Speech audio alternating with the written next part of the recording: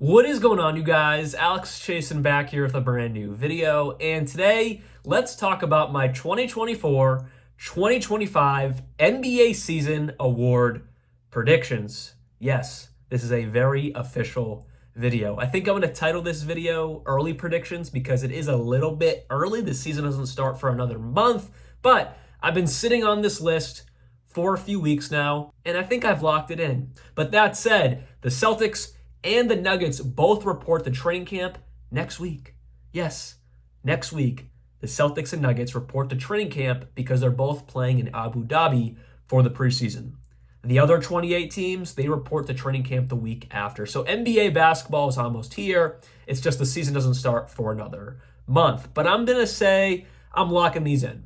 I'll probably make another video about a month or two into the season if things change, and they probably will. But going into the 2024-2025 NBA season, these are my award predictions. So let's kick things off with MVP. I'm kidding. You know I can't do that. You know I got to start with Clutch Player of the Year, the most important award of them all. I loosely consider this a real award, but the NBA and the voters consider this a real award. So here we go. Clutch Player of the Year. I have 6 names here because I kind of just looked at it as players that are either going to be the go-to guy in clutch scenarios, or guys who are really good but on middle-of-the-road teams that are going to be in a lot of close games and a lot of clutch time situations. So last year's winner was Stephen Curry. He is on this list, but he's not my first option. My first option is De'Aaron Fox. The Sacramento Kings did get a lot better this offseason, bringing in DeMar DeRozan. I think another year of growth for Keegan Murray. They still have Sabonis. They got Fox, of course. This is going to be a solid team. But at the end of the day, their defense sucks. DeMar DeRozan doesn't fix that. Their offense is amazing. And De'Aaron Fox is going to be that go-to guy, I'd say 7 out of 10 times in clutch scenarios. So I'm going to give it to De'Aaron Fox for my 2024-2025 Clutch Player of the Year. They're going to be a lot of close games because they don't have good defense, but their offense will keep them going, and Fox is going to be the guy winning the game or taking those clutch shots majority of the time. Also on this list, I think, someone like Stephen Curry could absolutely win it again. They're not very good. They're going to be in a lot of clutch situations, and who's going to be that guy? It's going to be Stephen Curry. I think the Milwaukee Bucks are going to be a really good team, but I think they'll be in a lot of close games because I think their defense has taken a little bit of a step back since adding Damian Lillard over Drew Holiday. So I have Damian Lillard in here as well for a possible Clutch Player of the Year. The 2 caveats on this list are SGA and Anthony Edwards. I think both those teams are going to be the top 2 teams in the Western Conference easily, at least top 3 teams in the Western Conference, and maybe they won't be in as many close games, but they are the go-to guys on their team when it comes down to it if they do need a clutch bucket. And then I also have on here DeMar DeRozan. He's my last guy just because De'Aaron Fox is most likely going to get the ball in those moments, but DeMar DeRozan was one of the runner-ups last year on the Bulls, so I think he could possibly do that again with De'Aaron Fox and the Sacramento Kings. So give me Fox for Clutch Player of the Year. All right, we got that one out of the way. We can move on to the real awards. Starting off with the first real award, Sixth Man of the Year. Last year it was won by no one other than Mr. Naz Reid. Naz Reid 2024. Come on, let's make it happen. But yes, Naz Reid won it last year. This year, though, I do have Naz Reid and Malik Monk in my runner-ups, but I don't think it's going to them. It very well could. I would not be shocked if Naz Reid goes back-to-back. He's a starting center coming off the bench. He's easily well-warranted to win that again. I think Malik Monk will make a fantastic case once again to be Sixth Man of the Year. But mine's a little bit of a hot take. Give me Dante DiVincenzo. The New York Knicks got Mikal Bridges, of course. He is going to be starting. They got OG Anunoby. He's going to be starting. Of course, they got Jalen Brunson. So those are like their guards and wing areas. Of course, Randall and then Mitchell Robinson are going to take it down low. Dante DiVincenzo wouldn't be playing there anyway. So Dante DiVincenzo is going to be coming off the bench. Last year, he averaged around 15 points per game. I think if he gives that same production and the Knicks are a top 2 seed in the Eastern Conference, which I think they will be, again, I think that will happen again, I think Dante DiVincenzo has to be in the conversation for Sixth Man of the Year, and I think it's well warranted to go to him. So give me Dante DiVincenzo as Sixth Man of the Year. It's a little bit of a hot take, so maybe that will change. Like when I do this video again in about a month or about 2 or 3 months, when I do this again, maybe it will change. But going into the season, I like the Dante DiVincenzo idea for him to win this award. And like I said, I have Naz Reid and Malik Monk coming in after him. And then I have a couple guys who, like, maybe they'll be in this conversation. Alex Caruso on the Thunder. But assuming he's not starting, I think he could be in conversation for Sixth Man of the Year. And then also, assuming he's not starting, which he definitely won't be for the same reasons Dante DiVincenzo will not be starting, is Josh Hart. The only reasons why I kind of have these two guys is like maybe they'll be in the conversation is they're very well-rounded players. They don't really explode on offense. They don't really explode anywhere. They're just really complete basketball players that play defense really hard, better than anyone else on the court, and they also play solid offense. Whereas Dante DiVincenzo, Naz Reid, and Malik Monk, they are stars on offense. So it's really an award where if you're putting up points and you're on a winning team, you're going to win it. Like Malcolm Brogdon on the Boston Celtics a few years ago. Terrible defender, but he put up points off the bench as sixth man, and he won it because of that. I would love to see someone like Caruso or Josh Hart win it, but they're too well-rounded, and they're not focused on scoring enough to truly be in that conversation. But I had to give them a little bit of love because they definitely could be in that conversation, in my opinion. Moving on to most improved, and people don't talk about him enough. Actually, no. I'll start with the two guys that I don't have winning the award, but they will be runners-up in my opinion. We have Scotty Barnes and Jalen Johnson. I think we both agree that Scotty Barnes has another level to get to. He averaged around 20 points per game last year. Does that boost up to 25, 28 this season? Maybe, and if it does, well warranted to win this award. I just don't know if he's going to do that. Jalen Johnson, in my opinion, I think Riser Shea is going to take a little bit of time to really become a scorer that we want him to be. Jalen Johnson, if he didn't get injured last year and he played the 65-game minimum games to be in this award conversation, he could have won this award last year. But Jalen Johnson, he averaged around 16 points per game last season. This year, I think he's easily the second best player on this Hawks team after Trae Young, at least coming into the season, and so until we see someone else prove otherwise. Jalen Johnson, there's no reason why he cannot jump up to 20 points per game, if not more, alongside Trae Young and his crazy number of assists. So I like Jalen Johnson to possibly win this award, but he's not my favorite. My favorite is going to be someone else who has a fantastic point guard around him, and I think he can become the second best player on this team. Give me Jonathan Kuminga. Kuminga last year averaged 16 points per game. He played 74 games, so he's most likely going to hit the games he needs to play. Every season of his career, he's played more than 65 games, so he's going to be healthy, knock on wood, most likely. So give me Jonathan Kuminga. We have seen the growth in his game from his second year to his third year in the league. It was huge. He went from 9 points per game to 16 points per game. And on top of that, I know it's different positions, but when Klay Thompson was going through the moments where he was benched last year, Kuminga got a good amount of the run when Klay Thompson was sitting. I know different positions, but they did give those minutes to Kuminga, Podziemski, all those young guys on the team, Moses Moody. But Kuminga was the one that showed the most star potential, as it was his third year in the league last year. I hope he would.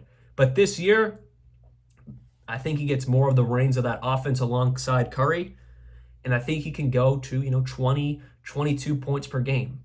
I don't see why he can't because he has all the offensive and defensive intangibles to be a fantastic, well-rounded player. And I really want to see him become that to be alongside Stephen Curry. I think that'd be really fun to see a young star growing alongside an older but still great Stephen Curry. So give me Jonathan Kuminga. Some honorable mentions I have are Evan Mobley. We're kind of waiting for that huge jump in his game. He was a depoy candidate his second year in the league, not so much last year, but hopefully he can really take that leap up. He could definitely win this award, and it wouldn't be a shock to me. Josh Giddey, a huge caveat. They got to get rid of Zach LaVine. He's holding up any growth for Kobe White or Josh Giddey to really, really explode in their game.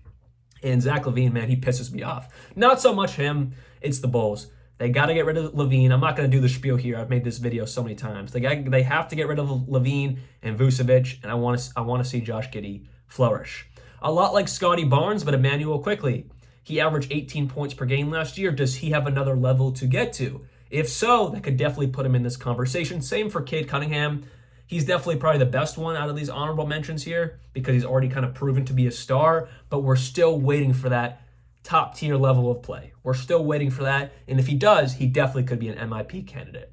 Moving on to coach of the year. Last year won by OKC Thunder's Mark Daigneault. This year, though, you know what? I'm just going to go straight forward into who's winning it. Give me Taylor Jenkins of the Memphis Grizzlies, and here's why. I believe the Memphis Grizzlies are going to be back in action this year and be really, really good. Coming into the season, they are fully healthy except G.G. Jackson, which is a huge piece off the bench. He proved that he could be a really good player last year. He broke something. I believe he broke his foot. He'll be back later into the season. But everyone else that is meaningful to this team is healthy. There is no reason in my mind why the Memphis Grizzlies cannot be a top 5 seed in a very, very tough Western Conference. And if so, especially if they're between 1 and 4, I don't think they'll be 1. I think they'll be between that 3 to 5 range. But especially if they're in the top 4, you have to give this award to Taylor Jenkins. Talk about a turnaround. From being one of the worst teams in the league last year, and I know it wasn't necessarily their fault. There was a lot of injuries. I know the deal.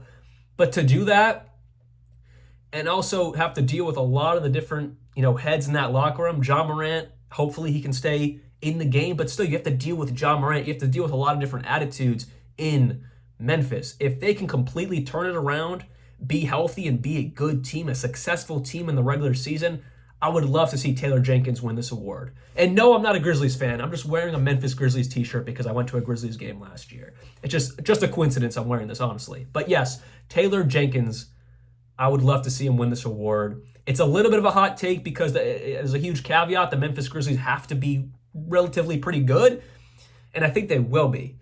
So I'd love to see Taylor Jenkins win this award. My 2 guys that could definitely win this are Joe Mazzulla for the Boston Celtics. He could have won it last year, but they gave it to Mark Daigneault, which I was completely okay with because SGA balled out, the Thunder balled out, and also a coach that completely turned around that team. So I was okay with that.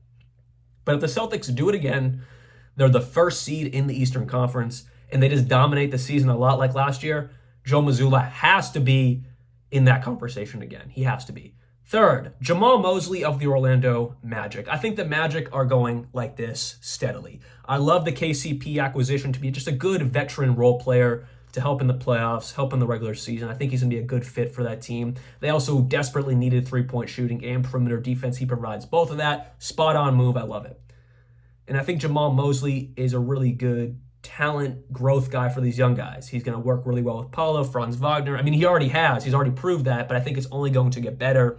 And the Magic, I think, could be that 3rd, 4th seed in the Eastern Conference. And if so, and they're like a 50-win team, I would love to see Jamal Mosley win this award. So those are my top 3 guys, but I'm giving it to Taylor Jenkins. Some honorable mentions that are always going to be in here: Chris Finch and the Timberwolves, Nick Nurse and the 76ers. If that works out really, really well, I could definitely see Nick Nurse winning this award. And then, of course, Mark Daigneault of the Thunder. Does he go back-to-back? I doubt it, but if the Thunder are really good again, which everyone thinks they will, he could definitely be in that conversation. I didn't write him down, but off the top of my head, Mike Budenholzer. If the Suns somehow surprise the league and become a top 2 seed in the West, I would definitely give that award to Budenholzer because no one thinks that. People think the Suns have gotten better this offseason, but no one thinks they're going to be like a top 2 seed in the West. If so, Mike Budenholzer would be definitely well warranted to win this award. Moving on to Rookie of the Year. I want to go through my honorable mentions before I go into my top 3. I know I'm going through each award a little bit differently. Bear with me. My honorable mentions are Steven Castle. He has to prove that he's better than Vassell, and I don't think he'll do that off the rip. I don't even know if he'll do it this season. So a lot has to go right for him, in my opinion, to win this award or even be in a top 3 vote for this award. Matas Buzelis, he's just stuck on a team that right now has too many stars. I mean, Zach LaVine's definitely a star, but they're still giving minutes to other guys that they really shouldn't be. Vucevic, Patrick Williams, they paid him a lot of money. And I know those guys aren't necessarily in the same position as Matas Buzelis, but it's still mouths that have to be fed offensively. And I just don't think Matas is going to get enough opportunity this year. Even the guards like Kobe White, Josh Giddey, Ayo Dosunmu, this is a lot of mouths to feed that aren't that great. And maybe Matas doesn't really show what he's capable of as a rookie because of all those mouths that have to be fed. So I just can't really put him in my top 3. Same vein as that, Reed Shepherd, fantastic in Summer League, but there are tons, even more than the Bulls, tons of young mouths to feed on the Houston Rockets. So many people besides, some of the veterans on that team. Everyone else, though, has something to prove. Jalen Green, Alperen Sengun, Everyone has something to prove, and I just don't know if Reed Sheppard, Jabari Smith has something to prove. I just don't know if Reed Sheppard is going to get enough ball love to really show that he could be rookie of the year. Maybe I'm wrong, and he starts taking minutes away from Fred VanVleet. Maybe. That's definitely a possibility, but I don't know if that's going to happen right now, or at least enough of the season to be truly a rookie of the year candidate. So my top 3 guys are Alex Sarr, Zachary Razorshea, and Zach Edey. And my winner is Zach Edey. He's not going to be the best rookie out of this class, like skill-wise. Obviously, he's can't shoot. He's just a low paint presence. But it's really going to be his role off rip that is going to propel him to rookie of the year. He's going to be this team's starting center off the jump. He's going to get tons of rebounds, tons of low paint points, good amount of blocks. He's a good interior defender. This man is going into a situation where he is this team's starting center. He is this team's Steven Adams. They lost Steven Adams. They traded him to the Rockets. They now have Zach Edey. He is going to average, 8 and 8, if not a double-double on the season. Maybe not quite a double-double in his rookie year, but it's going to be 8 and 8, 2 blocks. He's just going to be such a force and such a useful asset right away that I have to have him as my rookie of the year. I think Razorshea and Alex Sarr might have a little bit of better stats on the stat sheet, but when it comes to overall impact and just affecting the overall game off the rip, it's going to be Zach Edey, and he is my rookie of the year as of right now.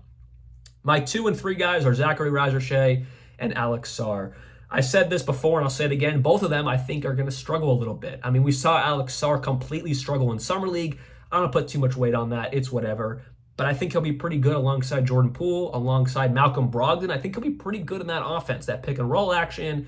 He can also space the floor really well. I think he'll look better than what we saw in Summer League, at least I hope. And I think he'll be enough to be in Rookie of the Year conversations. I just don't think he'll be quite up there like Zach Edey. For Razorshea, who I have at 2, I think this is going to take some time for him to adjust to the NBA game. But because the Hawks are kind of in that middling realm where it's, Trae Young, Jalen Johnson, Bogdanovich, Clint Capella, Okongwu, it's not like there's not tons of mouths to feed. Unlike the Bulls and Rockets, where there are a lot of mouths to feed, the Hawks aren't like that. And I think Razorshea will get plenty of opportunity, especially, of course, as the number 1 overall pick. But I don't think his impact will be quite at the level of a Zach Edey for the entire season. So Razorshea and Sarr, 2 and 3, interchangeable there. But give me Zach Edey to win Rookie of the Year. Defensive Player of the Year. Last year won by Rudy Gobert. Could he win it again? For sure, he definitely could. But there is someone else in the NBA who is going to win Defensive Player of the Year for the next 20 years, probably 40 to 50% of the time, Victor Wembanyama. Yes, I know I sound crazy, but Wembanyama definitely has the capabilities to win 10 depoys. I don't know if it's going to happen. It probably won't because people are going to want to vote other people, but he's just that good defensively, and he's that much of a presence that we've never seen before. So I think he wins his first one this season. He definitely could have won it last year. He was just on a trash team. Gobert was on a great team, and he played fantastic defense as well. I don't think the Spurs are going to be much better this year. I think they'll be a little bit more improved that now that CP3 is there, Harrison Barnes, another year of growth for the young guys.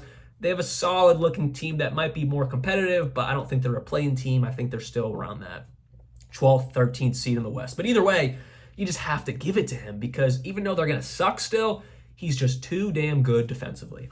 A couple guys that I think will be in the running up there are Triple J and Bam Adebayo. Triple J, if the Grizzlies are as good as I think they'll be, he definitely could win this award again. Bam Adebayo, I think the Heat will be middle of the road, but I think they'll still be a playoff team in the East. He is the anchor of that defense. He for sure could be in conversations for Defensive Player of the Year. A couple of honorable mentions. Rudy Gobert, like I said, I just didn't want to throw him in there. There's no reason why he's not there for the 2 or 3 spot. I just like Triple J and Bam a little bit better. I want to give some other guys time to shine. But Rudy Gobert obviously is always going to be in depoy conversation. Same with Giannis. There is no depoy conversation without Giannis Antetokounmpo. He will definitely be in that conversation if he's healthy as well. Now, moving on to the award everyone cares about the most. MVP. Who does Alex have as his MVP for the 24-25 NBA season? Well, let me start with some honorable mentions and then I'll go into my top 3. Of course I have to do it like that. Come on. Some honorable mentions are Jalen Brunson, Anthony Edwards, Giannis, and Jason Tatum. I don't have to go through all of these guys, but Jalen Brunson, right? If he has a run like Isaiah Thomas did, not Zeke, but IT4, which he's already better than IT4, I just mean in the way of they're one of the top seeds in the East, if not just the number one seed in the East, and he just dominates for the entire season, he could be in conversations for MVP, a lot like the little man was probably almost 10 years ago, 8 years ago at this point, something like that. Either way, he's better than him, so don't get it twisted. But if he just has a pure domination season like that, and they're the number one seed in the East, Jalen Brunson has to be in the MVP conversation. Anthony Edwards, I know he's young, but I think he's going to make a top 8 leap this season. He's going to become a top 8 player. If the Minnesota Timberwolves are the number one seed in the West, he has to be there. Giannis, it's Giannis. He's always going to be in this conversation. And then I guess I'm going to go through all of them, whatever. And then Jason Tatum is out for vengeance because he got benched in the Olympics. And I think the Celtics are still want to prove more because they're still getting unnecessary hate. We'll move on, though, to my top 3. And I know this is boring, but 2 of them are on my wall. We have SGA, Jokic, and he's not on my wall. I don't have his jersey. Luka Doncic.